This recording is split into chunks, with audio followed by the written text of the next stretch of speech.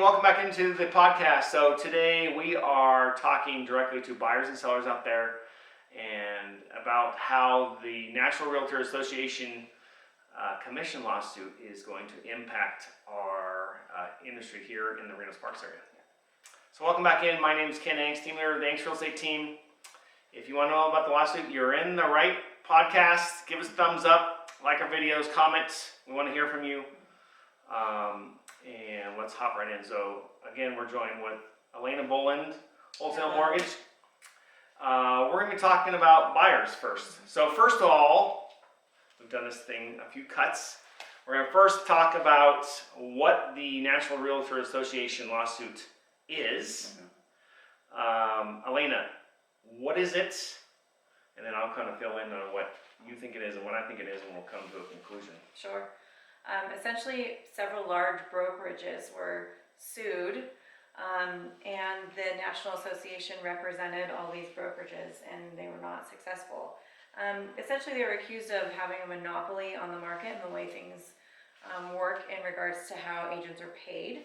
So they're trying to change that, and this is how it's being conveyed right now. Yeah, so all good points. So the National Realtor Association has members.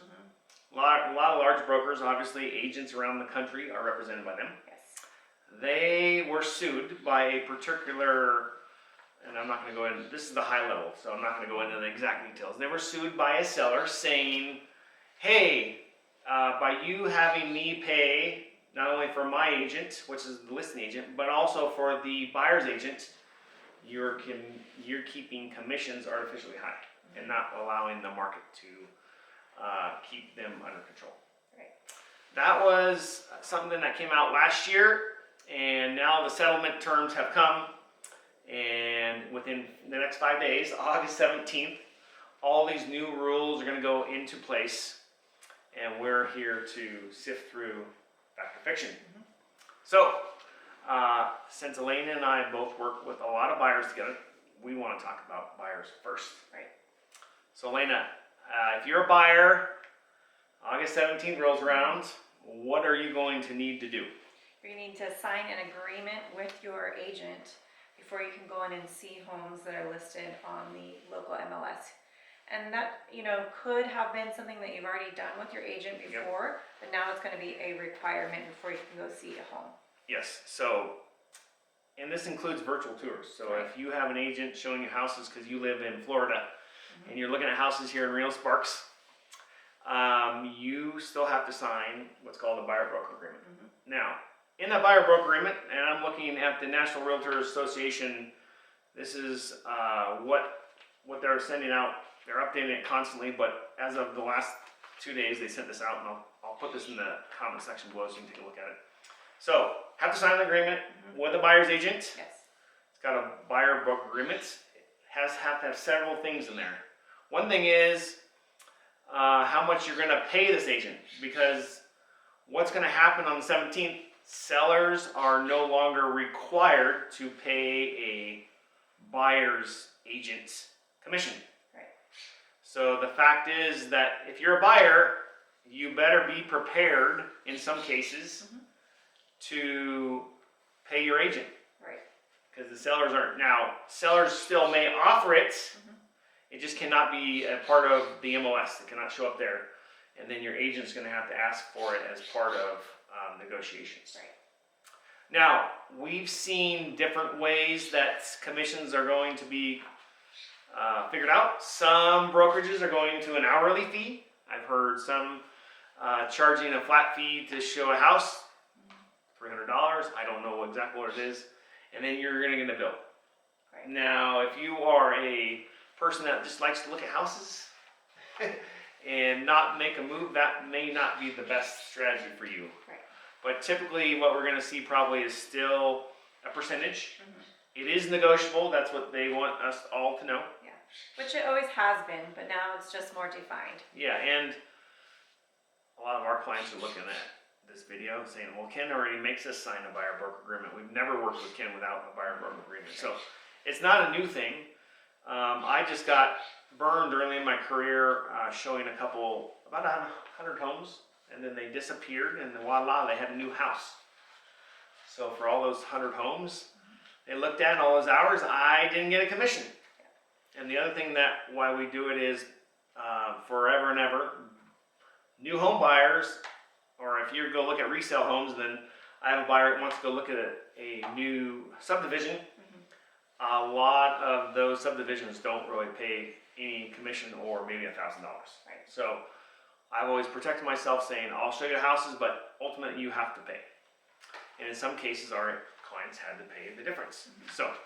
So if you're a buyer, must be in a signed contract, must spell out how much you're going to pay your agent. I'm not an attorney, but you want to make sure that you are not in multiple buyer broker agreements. Right.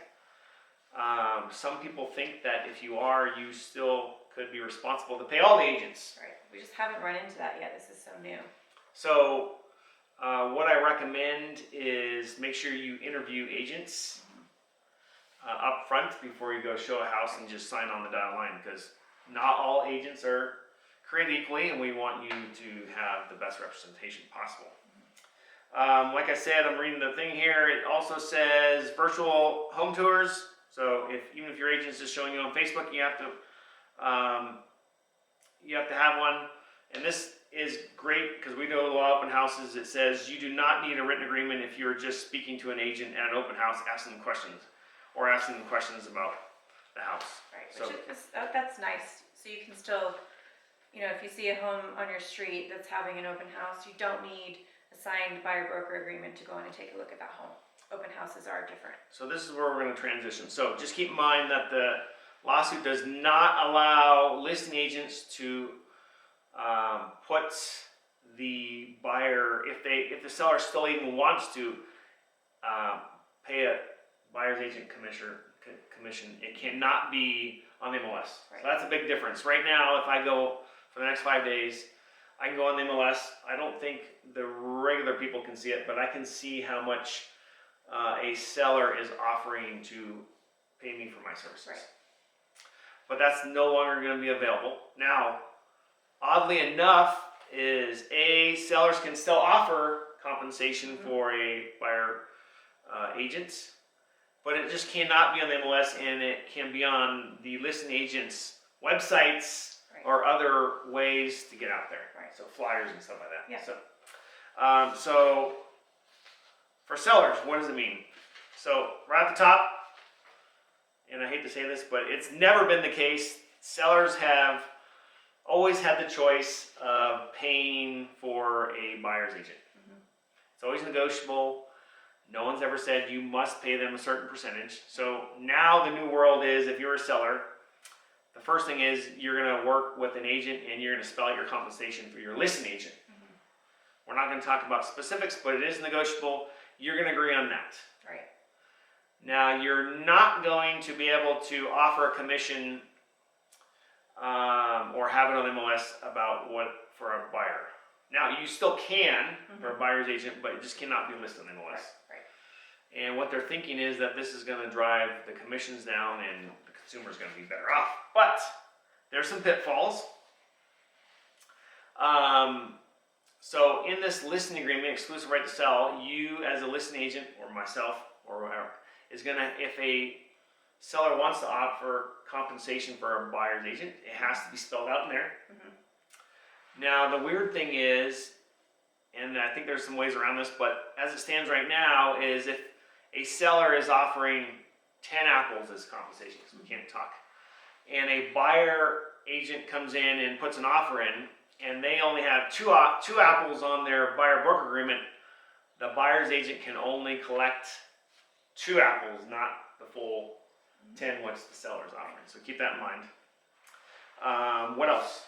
It's going to be negotiable, right? So that just means for you as the seller, your agent is probably going to get more verbal phone calls and more verbal inquiries from agents asking how much you're going to offer, if any, and that can be a deal-by-deal negotiation.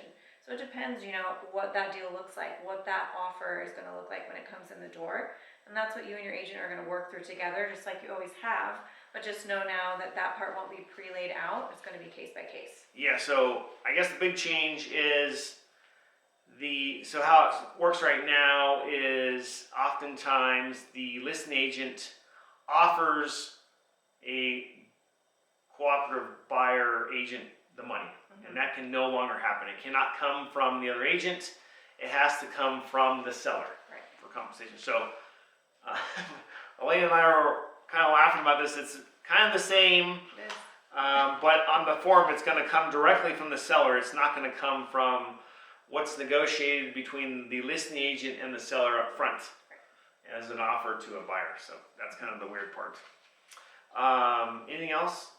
I mean, the bottom line is I think it's going to slow the market just because there's all these nuances that everyone's trying to figure out. There are some brokerages changing their rules that are going to make other brokerages change. I think that it's going to cause some confusion. A lot more communication is going to go on between buyer's agent and seller's agent, obviously. Which is a good thing, I think. Yeah, so if you're a listing agent, you can't just sit there and expect an offer in. They're probably going to call you ahead of time and say, hey, what do you think? What kind of compensation are you offering? Maybe not that, maybe a closing credit for the buyer. So that's how it's going to change. But ultimately, I think that 10 to 15% of the sellers out there are probably going to say, hey, I saw that sellers no longer have to offer compensation. I'm not offering compensation to a buyer's agent. Do you think that's going to work? I think it'll come up in negotiations.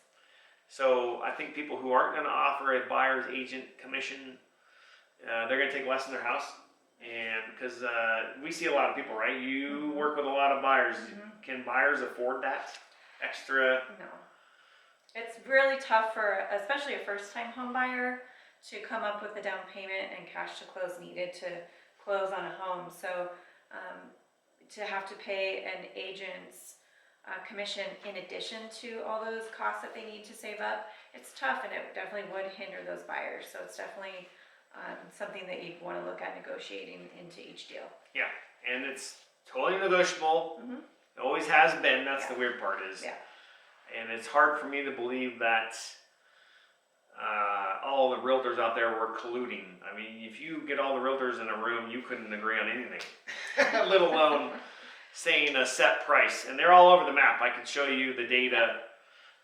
So anyways, it's not a big change. So last thing is, if you're a seller that's currently on the market, or if you're a buyer currently in a buyer broker agreement, we're coming for you because there's going to be some addendums that are going to strip out, if you're a seller, the commissions shown on NMLS. So that's going to go away. So you're going to sign one. Also in this form, it's going to say, hey, are you still even willing to offer commission for a buyer's agent? So that's going to be spelled out. So if you're in contract or on NMLS, those are the changes. It's going to be addendum that's going to change your exclusive right to sell, at least here in Northern Nevada. If you're a buyer on the 15th, you're going to get, if you're a buyer that's in a buyer broker agreement that's current, that doesn't have these new rules, you will be sent a new form and signed a new buyer broker agreement altogether. Right, yeah, so look out for those new forms from your agent, and that would be coming from anyone that you're working with on the selling or buying side. Yeah, we've talked to a lot of people at our open houses, and that's why we're doing this video, is people don't know. Right. So we want to educate. If you have questions, we're free for coffee. Give us a call in the office. Keep in mind that this is going to change. I'm guessing that it's going to be rolled out. It's going to be kind of a bulky, clumsy rollout, as most things are with the government. And then it'll be streamlined. Realtors and buyers and sellers are smart. So I'm thinking that it'll impact the market short term, but long term, I think it's just going to be business as usual. Right. People are still going to want to sell homes and buy homes, and you'll still need some help to do that. So I think it will get worked out shortly. And just keep in mind that we tell our sellers, a lot of the sellers out there benefited from this system. It's been in place for 100 years. They benefited from the system where they had the closing costs of their agent paid. And, for the short term, a lot of people are going to expect the same, but it's totally up to you if you want to offer that. So, all right. So if you need a mortgage, What's your number? 825-1600. Okay, and once again, you can go check out our website, like our videos, give us a thumbs up, not a thumbs down. Last video, come on, there was like 88% thumbs up. Who's the 12% giving me a thumbs down? So anyways, keep liking our videos, give us comments, and stay tuned for the updates as they come out. Until next time, you guys take care. Thanks.